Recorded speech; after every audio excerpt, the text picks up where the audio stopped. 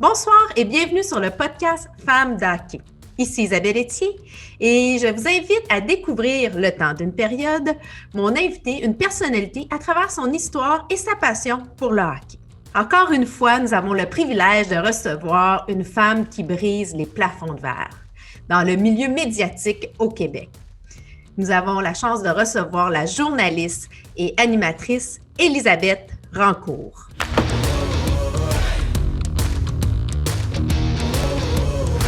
Et c'est un réel bonheur de me retrouver aujourd'hui avec l'animatrice, la journaliste, la maman de 2 enfants, Élisabeth Rancourt. Élisabeth, bienvenue à Femmes d'hockey. Merci, je suis contente d'être là. Et c'est vraiment, tu as eu un beau projet qui s'est offert à toi en début d'année d'animer l'avant-match et les matchs à TVA Sport. Quel beau défi, c'est vraiment agréable. Non, clairement. Et en plus, en pandémie, je revenais d'un congé de maternité. Tu sais, on était tellement dans l'incertitude, je ne savais même pas que j'allais encore avoir une job. Et là, ça m'arrive sur un plateau d'argent et j'ai sauté dessus à pieds joints et depuis, j'adore ça. Bien, on aime bien ça, te regarder. Ça fait du bien, c'est rafraîchissant. T'es excellente. Mais avant de continuer, oui. J'ai envie qu'on parle aussi de tes débuts parce que toi, tu n'étais pas prédestinée à être journaliste. Tu as fait des études en affaires, tu avais ta business. Raconte-moi un peu comment ça s'est passé tes débuts. Oui, moi, j'ai suivi les pas de ma grande sœur. Je suis allée en management à McGill. Mon père est avocat, mais entrepreneur, vraiment un homme d'affaires. Donc, ça m'intéressait, ce milieu-là. Donc, après mes études, j'ai ouvert mon petit magasin. Mais là, j'ai toujours suivi mon père qui, étant criminaliste, a souvent fait des émissions de télévision. On le voit encore à l'Évêque et tout ça. Et c'est toujours beaucoup inspiré. J'allais à TQS à Sherbrooke à l'époque et je le voyais dans les studios, les caméras, les réalisateurs. Je capotais sur ce milieu-là. Et j'ai eu l'opportunité de faire une petite émission qui s'appelait Ainsi va l'Estrie. C'était vraiment mes débuts, là. Une émission culturelle à Sherbrooke, tout enregistré. Et quand je regardais le produit, j'avais une bonne autocritique, honnêtement. Je me regardais, je me disais, OK, il y a un potentiel, j'adore ça, mais j'ai vraiment beaucoup de travail à faire sur tout, là. Je veux dire, mon français était plus bon, j'avais perdu mon français à force d'étudier en anglais, de travailler en anglais. Je parlais tellement vite, des fois, je me comprenais même pas moi-même. Fait que j'avais du travail à faire et là, je m'étais fait parler de Promédia à Montréal. Donc, j'ai fait mon cours Promédia et ça m'a vraiment donné le déclic. Et à partir de là, je suis allée porter mon CV à TQS pendant mon cours Promédia et on m'avait dit reviens à la fin, reviens voir, à la fin on a peut-être besoin de quelque chose d'une journaliste ou autre. Et quand je suis allée rencontrer le grand boss, le grand patron de TQS, il me dit oh j'ai besoin de quelqu'un à la météo. Je fais OK, c'est peut-être la façon de rentrer dans le milieu, mais ça ne m'intéressait pas. Mais c'est pas grave, je me dis, écoute, j'ai l'opportunité. Viens ce week-end, là, suis la personne à la météo, puis bon, parfait. Moi, je rentre le week-end, mais c'est pas le big boss qui est là, c'est l'affectateur du week-end. Il n'y a aucune idée je suis qui. Il n'y a aucune idée que je débarque, moi, là, pour suivre quelqu'un. Alors, il me dit, qu'est-ce que tu viens faire? Là, moi, je suis quelqu'un pour faire un screen test. Alors, lui, dans sa tête, c'est journaliste. Alors, il me dit, tu vas suivre la journaliste. J'ai OK. Alors, moi, j'ai comme juste surfer la vague. Alors, j'ai suivi la journaliste sur le terrain. J'ai fait mon screen test. Et la semaine d'après, le grand boss, qui était réel, je me souviens, il me faisait penser à mon père. Il était un peu sévère, puis il me faisait peur un peu. Et là, il me dit, j'ai vu ton screen test. J'ai OK. Il dit, c'était pas pour la météo que je t'avais demandé? Je fais, oh, ben non. Non, journaliste.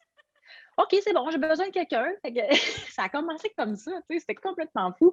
Et j'ai fait 1 an aux nouvelles à TQS. J'ai adoré ça. J'ai tout appris sur le terrain. J'ai eu des Yves Poirier qui m'ont aidé, des journalistes de cette trempe-là que j'ai appris avec eux sur le terrain parce que ah oui, exactement. Ils me montraient un peu comment ça fonctionnait. J'ai vraiment tout appris sur le terrain. Le TQS m'a permis là, de tomber avec un Jean-Luc Mongrain. Qui, dans le milieu des médias, il n'y a rien comme Jean-Luc Mongrain. J'ai vraiment appris le métier sur le terrain avec lui. Et ensuite, on est venu me repêcher à Argent à cause de mon passé. Et c'est comme ça que je suis rentrée à TVA. Et au même moment que j'acceptais l'emploi, TQS, on fermait la salle de nouvelles. Donc, ça a bien donné. Et je suis rentrée à TVA, j'ai à peu près tout fait. J'ai fait Argent, j'ai fait LCN, j'ai fait Salut, bonjour. J'ai fait un peu de nouvelles avec Sophie le soir. Et là, ensuite, boum, TVA Sport est lancé et là, je me suis lancée là-dedans à pieds joints. C'est tellement clair dans ma tête là, que c'est le sport. Là. C'est une fille de sport. Exact, ouais. On va rentrer dans le segment On parle hockey. Bon, Ouais. puis, tu sais, bon, tu as été sur le beat du Canadien, là, bon, tu es à l'animation, comme on dit. Mais toi, ta relation, comment ça a commencé, ta relation avec le hockey? Très jeune, comme beaucoup de Québécois, Québécoises. Ça commence quand on est très jeune puis qu'on ne connaît rien au hockey, mais qu'un samedi soir, c'est devant la télévision avec la famille. Moi, c'était ça, mes samedis soirs, nos pyjamas de hockey, ma soeur et moi, puis mon petit frère, quand il était arrivé plus tard, devant une raclette, assis à terre, autour de la table. C'était vraiment une tradition. Tu sais, quand on dit que c'est une religion, là, ben, c'est vraiment une religion parce que les samedis soirs, c'était ça. On allait au forum. Tu sais, moi, mes souvenirs de partir en voiture, là, tout habillé, tout swell, Oui. avec ma mère, moi, ma soeur, mon frère n'était pas encore dans les parages. Et on allait voir le hockey, on revenait, puis on s'endormait de Montréal à Sherbrooke. Et je me réveillais le lendemain matin parce que papa m'avait transporté. Tu sais, c'est tellement des souvenirs précieux, tellement des beaux moments. Mon père a joué au hockey aussi. Il aurait pu en faire une carrière à l'époque, mais tu sais, il revenait de jouer, lui, les 2 fois par semaine. Il jouait, je pense, 2 fois par semaine. Et là, on l'attendait le soir parce que quand il revenait, même si c'était tard, il se faisait des hot dogs, ça sentait bon, ça sentait Oh! le beurre dans le poêle. Là, on voulait prendre des bouchées de ces hot dogs. Fait que, tu sais, c'est tellement de beaux souvenirs pour moi, là, c'est ma jeunesse, tu sais. Avec toute justement ta carrière, là, bon, tu as eu ton enfance où tu es allé au forum, tu as écouté du hockey, puis là, maintenant, avec Ouais. la carrière que tu as, quel est ton plus beau moment hockey pour toi? Tu sais, on fait du sport, Ouais, Isabelle, pour les émotions. ouais. Moi, c'est pour ça que je le fais. Puis, la Coupe Stanley en 2016, mon Dieu, je ne sais même pas si c'est 2016, 2015, la Coupe Stanley se gagne à Chicago et je suis là. Je pense que c'est le 6e match. Les Blackhawks ont l'occasion de la gagner à la maison et ça se passe. Et moi, je suis là et là, il y a Renault, toute l'équipe, on est les diffuseurs officiels. C'est malade mental. Okay? C'est malade mental. Quand ça se gagne, nous autres, on est dans les coulisses. Là, et là, tout le monde se dirige vers la glace. La glace est pleine. Il n'y a même plus de glace. Là, c'est de la petite neige. Tu sais. Et là, tout le monde s'en va là. Et là, moi, je parle avec mes boss. Je fais quoi? Je fais quoi? Je fais quoi? Tu sais, parce que là, les entrevues se font ça à la glace. Toi, Élie, stand-by. On va te faire faire l'équipe adverse. Là, tu sais, ça fait Ah vous n'êtes pas non. sérieux. On veut une entrevue en direct avec le coach de l'équipe perdante. Donc, le Lightning, John Cooper. Là, je fais Non, là, me voilà, là, de même. je Parce que là, comprends. c'est une entrevue en direct avec John Cooper, qui est un coach super bon, mais un homme d'une intelligence, un ancien avocat. Alors, tu ne peux pas lui poser n'importe quoi comme question, Non, là, non, parce qu'il non. va te le dire. Et il vient de perdre. Il vient de se faire enlever la Coupe Stanley. C'est comme, qu'est-ce qu'on pose comme question à un coach qui vient de perdre la Coupe Stanley? Intelligente, là, tu sais. Sur le coup, exact. Parce que 2 semaines plus tard, on peut revenir avec la question, êtes-vous satisfait? Vous êtes rendu en finale? Il y a quand même une satisfaction, mais sur le coup, là, la satisfaction est loin. Là. Et finalement, j'ai fait l'entrevue avec John Cooper et ça a été excellent. Il a été d'une générosité et à la fin, et on ne l'a pas vu dans les images parce qu'on était sur des images de la glace, mais il me serre. Oh! Thank you so much. Il me donne le câlin. Oh! Thank you, John. OK. Tout le monde est tellement high. Et là, on arrive sur la glace. Moi, j'ai une photo avec Jonathan Thaïs. J'ai jamais pris de photo. J'ai jamais rien demandé aux joueurs dans ma vie. Mais là, je suis sur la glace. Jonathan Thaïs me rentre pratiquement dedans parce que là, tout le monde textait. Il me regarde et me dit je suis désolée parce qu'il parle super français. Je dis hey, Jonathan, est-ce que je peux prendre une photo? Oui. Absolument. J'ai un selfie Oui. sur la glace avec Jonathan Thaïs. J'ai tout ça dans un cadre chez nous. Tu sais, c'est des moments, là, ça, je sais pas si je vais revivre ça, mais écoute, T'en on est parles, parti puis de j'ai là, des là. frissons, Oui, là, tu sais. j'en ai encore. C'est le moment le plus incroyable que j'ai vécu et j'espère en vivre encore avec les gens. C'était indescriptible, tu sais. Fait que je comprends pourquoi les joueurs veulent aller gagner une coupe. Tu sais, c'est ça, c'est indescriptible. Le moment le plus drôle de ça, là, en finale de la Coupe Stanley, c'est moi qui avais loué le taux pour moi, puis j'avais 2 caméramans que je traînais. Fait que j'avais loué un Christine Gros Yukon Excel, une espèce d'affaire. Fait que là, quand le match a été fini, ben là, les gars me disent, les gars des broadcasts, hey, t'as-tu de la place dans ton truck? La place, je pense, je peux l'eau. On était 10 dans le camion. J'étais la seule fille, je chauffais. Puis là, je suis là, puis je regarde tous les gars en arrière, là, tu sais, Renaud, Pat Lalime, ils sont tous là. Je regarde dans le rétroviseur, je fais méchante belle brochette. C'est moi qui chauffe, tu sais. Je suis comme, êtes-vous prêts? Moment vous drive. C'était tellement drôle. J'étais là, mon Dieu, je suis la seule fille de toute la gang. C'est moi qui ai le contrôle. C'est vraiment drôle. Je te donne l'occasion, là, j'ai un pouvoir, là. Je te donne l'occasion de pouvoir Oui. interviewer une personne de ton choix. Elle peut venir du passé, elle peut être du présent ou du futur. Oh. Qui serait cette personne? Il faut qu'elle soit dans le milieu du hockey, bien entendu, là, autour. Et qui serait-elle et pourquoi? J'ai comme pas le choix de dire Jean Béliveau parce que j'ai une photo que je t'ai envoyée, que tu regarderas. C'est une photo avec des légendes. Et Jean Béliveau était là. C'était à l'ouverture du restaurant de Guy Lafleur, qui avait ouvert un restaurant bleu, blanc, rouge. Mon père avait été invité parce qu'il était ami avec Guy Lafleur et j'ai une photo avec toutes les légendes, dont Jean Béliveau. Et j'ai une photo avec lui et sa femme. J'ai juste une photo. J'ai jamais parlé. Et là, depuis son décès, sa femme, on la voit toujours au Centre Bell. Elle est toujours là. Elle me fait capoter, cette femme-là. Elle est extraordinaire. Tu sais qu'on l'a extraordinaire, rencontrée tu en dis, femme d'hockey. pour Elle vrai. nous a reçus Ah à la oui. maison. Ah. Hélène et Élise, c'était magique. Tu sais, c'est comme un moment de vie, là. Oui, j'en doute pas parce qu'il y a des gens qui dégagent quelque chose de naturel. Cette femme-là, je la vois passer, je la salue toujours. Je veux qu'elle me regarde pour vous dire un bonjour. Tu sais, remplie d'amour. Puis Jean Béliveau me fait penser à mon grand-père. OK. Une personne, un grand monsieur qui impose le respect sans rien dire, sans rien faire.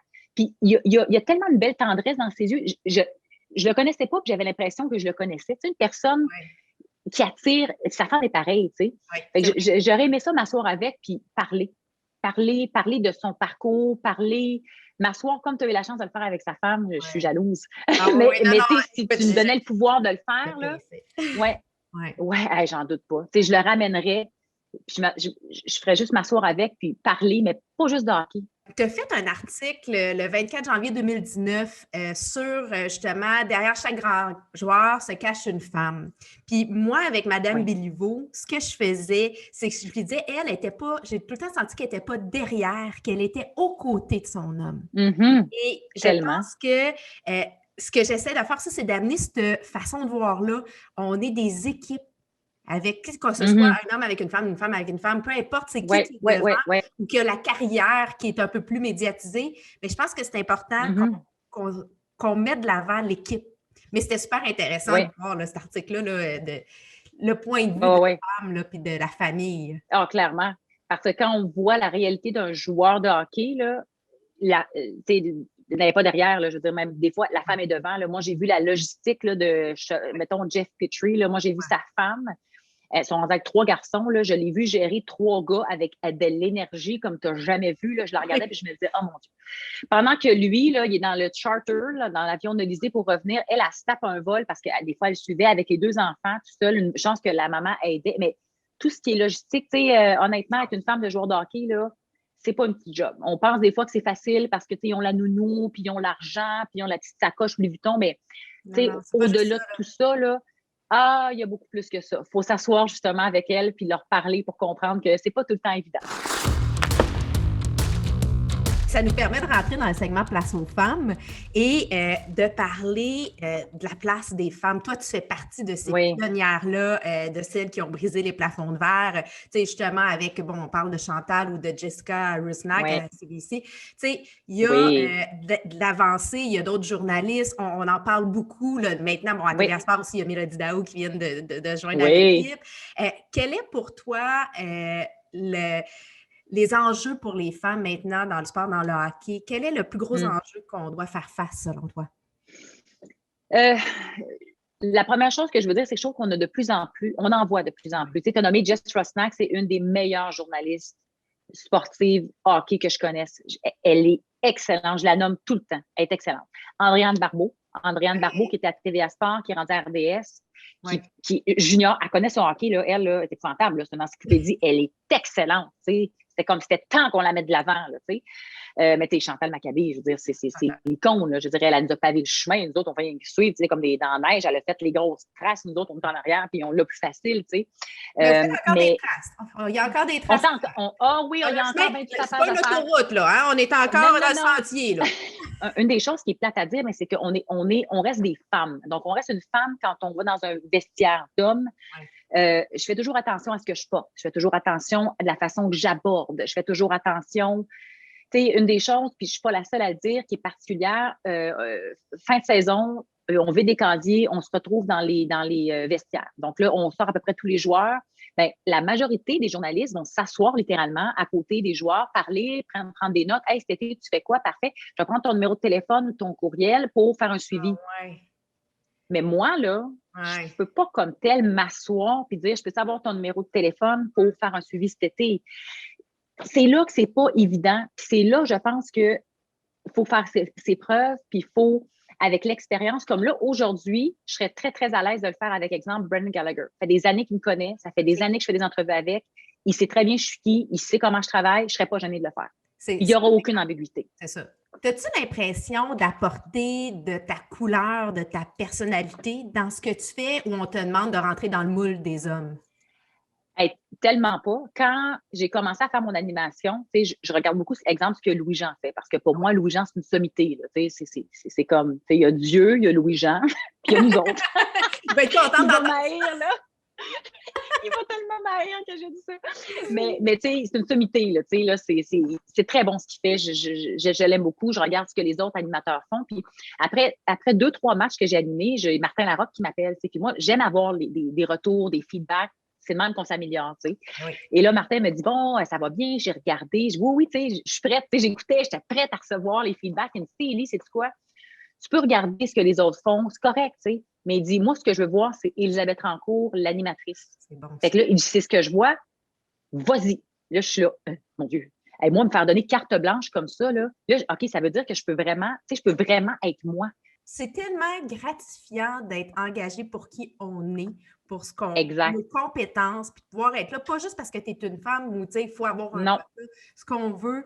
C'est pas c'est d'avoir une chance de pouvoir s'exprimer puis d'être là. Oui. Qui est pour toi la femme d'hockey qui t'inspire? Quand j'ai commencé dans le milieu, je n'étais pas quelqu'un qui regardait du tout la télé, les posts. Pour être honnête, là, Chantal Maccabé, je ne savais pas nécessairement c'était qui. Quand je suis revenue là, quand j'ai commencé dans le milieu, parce que j'ai étudié, après ça, j'étais allée aux États-Unis. Fait que quand je suis revenue, je ne savais pas vraiment c'était qui. Là, quand je me suis légèrement informée, j'ai comme fait « Oh, OK! » Oh, on a affaire à comme la légende.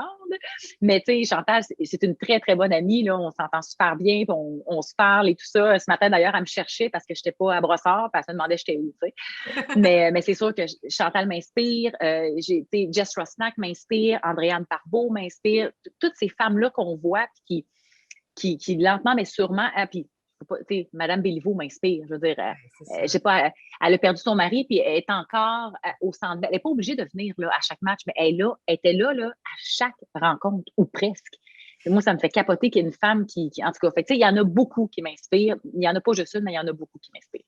Bien, tu sais, je pense que dépendamment, ils peuvent nous inspirer chacun à leur façon. Tu sais, il y a les femmes, exact. Tu sais, il y a les joueuses de hockey qui peuvent nous inspirer dans les médias, les conjointes, les mères. Puis il y a aussi celles dans le monde qui ne sont pas nécessairement connues, mais dans le hockey en général. Tu sais, ça peut être aussi, parce que j'aime bien aussi parler, moi, de tout le hockey. Tu sais, on parle beaucoup du hockey professionnel. C'est vrai. Ça se vit à tous les niveaux, tu sais. Ouais, les hockey moms, là, on s'entend, je vais peut-être devenir une hockey mom aussi. Quand je regarde les hockey moms, là, c'est très, disons que logistiquement, là, ils ont toute mon admiration. Et un petit aparté sur le hockey féminin. Est-ce que tu as une joueuse que tu admires plus qu'une autre ou le style de jeu que tu dirais, moi, si j'étais une joueuse de hockey, je voudrais être comme cette joueuse-là? Pour être bien honnête avec toi, je suis pas beaucoup le hockey féminin. Moi, Mélodie Daou, là, je savais pas exactement c'était qui, là, mais je pense qu'on a intérêt, puis je suis la première à le dire, à s'intéresser davantage au hockey féminin. C'est sûr que là, en étant collé sur le Canadien, le hockey de la LNH, c'est sûr que là, on porte moins attention, puis c'est dommage parce qu'on a tellement du hockey de qualité. Le hockey féminin est tellement un talent exceptionnel, que faudrait vraiment, puis je pense que lentement, mais sûrement, on va davantage en présenter. Il faut commencer par nous en présenter. Si on va en regarder, on veut pas seulement avoir accès à la finale des mondiaux, mais on aimerait ça aussi être capable de voir ce qui se passe dans des matchs réguliers. Donc, j'ai hâte qu'on soit en mesure de dire, hey, ce soir, on regarde-tu tel match entre Équipe Canada et Télé-T dans un... Sans être la grande finale là, de Jeux olympiques ou de mondiaux, j'ai hâte qu'on soit rendu là. On va se souhaiter une ligue professionnelle digne de ça. Oui, exact. En espérant qu'elle soit diffusée à TVA Sport et que tu seras l'animatrice. Oui. Ça serait vraiment malade, par exemple. Ça j'aimerais ça. Là, je viendrai faire des petites analyses avec toi. Là, fait que, tu vois, on aurait un bon show. Maintenant, on rentre dans le segment la passe sur la palette. La passe sur la palette, parce que, bon, au hockey, on le sait, on veut faire des buts, on veut atteindre, on veut faire des buts, puis on a Ouais. besoin d'aide pour pouvoir faire des buts. C'est rare qu'on va faire un but, Ouais. qu'on passe barre en barre de la patinoire, ça arrive, là, mais plus souvent qu'autrement, on a besoin d'aide. Donc, quel est pour toi qui a été soit l'organisme, le moment ou la personne qui a été cette aide-là dans ta carrière qui a fait une différence pour toi? C'est une bonne question. Tu sais, je te racontais tantôt un petit peu mon départ. Tu sais, Oui. fait que je te dirais que TQS m'a vraiment permis, tu sais, de prendre. J'étais vraiment une rookie, là. J'étais vraiment une recrue. J'avais aucune expérience en journalisme. Donc, de me permettre de me lancer sur le terrain puis de me permettre d'apprendre, Oui. alors que c'est quand même Jean-Luc Mongrain. Tu sais, c'était quand même une grosse émission à ce moment-là. Fait que, tu sais, je pense que TQS m'a vraiment permis de découvrir ce métier-là, de l'apprendre sur le tas. Tu sais, si TQS ne m'a pas donné cette opportunité-là, je ne sais pas où je me serais retrouvée, honnêtement, tu sais. Fait que feu TQS, un gros merci. Oui, mais ça prend un moment qui fait, puis après ça, ben, t'es Exact. Je te donne l'occasion aujourd'hui de faire une passe à palette à un organisme ou une personne. Ouais. Ce serait à qui? Quel organisme? Un de mes derniers sujets que j'ai fait aux nouvelles, c'est la première fois en 13 ans que je pleure en faisant une entrevue. Okay. Et c'était une jeune femme de 36 ans, mère d'une petite fille. Elle s'appelle Marie-Lou. Et elle a fait un ACV du tronc cérébral pour une raison X là, en avril dernier. Et paralysée, elle ne nécessite pas assez de soins pour être à l'hôpital, mais après ça, elle a besoin de soins quotidiennement. Alors, elle est coincée dans un CHSLD, comme beaucoup de jeunes adultes qui ont subi un traumatisme comme ça. Avec ses copines, elles voulaient ramasser de l'argent pour, la sortir de là, changer toute sa maison, adapter la maison, trouver des spécialistes. Fait ils ont lancé ça comme ça dans les airs. Moi, c'est des causes comme ça qui me viennent me chercher. J'ai fait un don personnel, puis là, tu sais, de juste en reparler, ça s'appelle Aidons Marie-Lou pour les soins dont elle a besoin. Si vous voulez aller voir sur Facebook, sur GoFundMe, ça peut arriver à n'importe qui. Ça pourrait être moi, ça pourrait. Fait que ça a été une cause qui m'a tellement comme affectée là, dernièrement. Ça fait quelques semaines seulement. Non, c'est important. Il faut faire une différence. Et puis, nous aussi, Femmes d'hockey, c'est quelque chose qui est important pour nous. Tu sais, on est impliqués avec la Fondation des Canadiens pour l'enfance, où on remet partie justement. Tu sais, on est impliqués aussi avec le camp, on est impliqués un peu partout. Là. Je pense que c'est important de redonner. Puis en soi, Femmes d'hockey, c'est une cause. Tu sais, c'est la place des femmes. Oui. Maintenant, la sacoche bleue, tu sais qu'on a le segment comme à la poche bleue où on invite nos invités à nous raconter une anecdote qui est un peu plus inédite. Donc, on rentre dans notre segment. As-tu une petite histoire à nous raconter aujourd'hui? Quand j'ai commencé à voyager, on faisait affaire avec une compagnie de caméramans externes et le propriétaire, il s'appelle Johan, c'est important dans l'histoire. Oui. Johan, dès le jour 1, je voyageais avec, donc c'était pratiquement rendu mon chum dans le sens où je voyais plus Johan que mon mari, okay? Parce qu'on voyage ensemble, avion, hôtel, déplacement, travail, on se voit tout le temps. Donc là, on va au restaurant et Renaud Lavoie est avec nous. Alors, on mange, on prend quelques verres de vin, on revient, on est à Boston dans un beau, bel hôtel très chic avec une 40aine d'étages.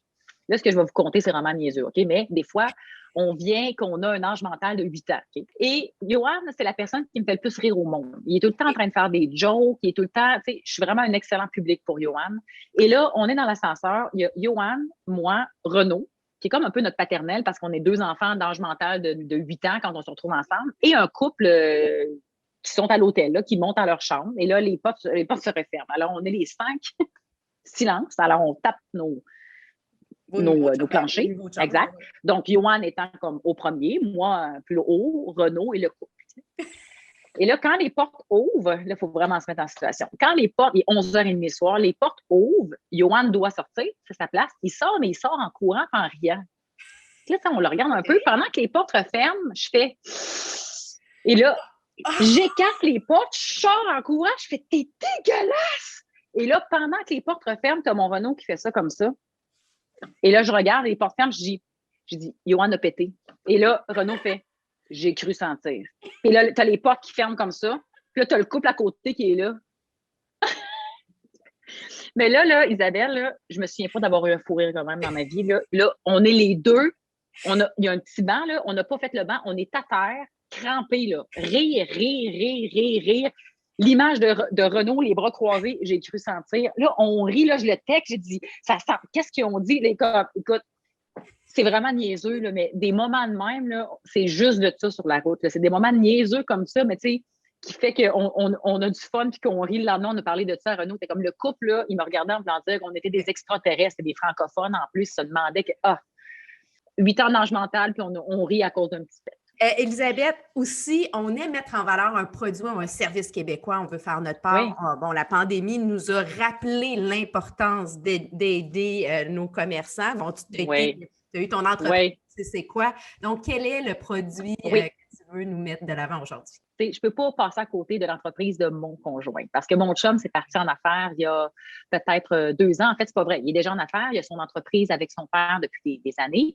Et sa passion, c'est le métal. C'est un soudeur. Alors, il a parti son entreprise avec son ami qui s'appelle Le Hangar. Donc, confection de meubles, de tables, mais de tout meuble, confection sur mesure de meubles bois, métal, mais du bois canadien. Il y a un ami qui travaille le bois. Éric est excellent. Donc, ces les deux tannants là, qui sont perfectionnistes, puis ils adorent ça. Ils font des meubles magnifiques. Honnêtement, pas cher pour ce que c'est. Les gars tripent, donc je peux pas, ils travaillent en ce moment dans son garage à faire ça, je peux pas le mentionner, tu sais. Ben, écoute, on va mettre le lien aussi, puis c'est gentil. Fait que si les gens cherchent une table ou des articles comme ça, faites avec du bois. Exact, sur mesure, fait par 2 petits gars bien passionnés de notre coin, avec des produits de chez nous en plus, ben c'est le hangar. Élisabeth, écoute, on aurait pu parler de plein d'autres choses. Il y a tellement de sujets à aborder. On n'a pas beaucoup parlé de tes enfants parce que, bon, tu as 2 enfants aussi. Mais tu reviendras, ce n'est que partie remise. Certain. Merci beaucoup. Avec plaisir. À Femme d'Hockey. Merci beaucoup. C'était super le fun de discuter. On va te suivre à TVA Sport avec tes matchs.